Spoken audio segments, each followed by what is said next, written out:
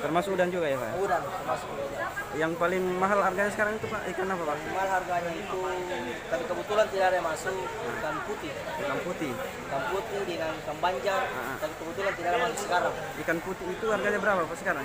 Ikan putih itu kalau harga biasanya normalnya itu 2 juta. 2 juta per Tapi kebetulan terakhir kemarin teman 2 juta 500 Per dus Pak ya, per kardus. per kardus. per kardus. Itu kenapa bisa naik begitu Pak? Karena sekarang juga ini karena cuaca. Apalagi lagi menjelang Jadi ikan ini Pak, dari mana ambil Pak? Dipasok dari mana? kalau pasokan juga banyak. Ada juga dari Bulukumba, dari Sinjai, Makassar, Potere, Deba. Kalau udang Jelang Idul Adha Pak, bagaimana pembeli yang masuk di sini Pak? Pembeli sebenarnya sama, cuma harganya ikan naik. Jadi kadang pembeli mengeluh, tapi kita bagaimana karena mahal juga beli ikan.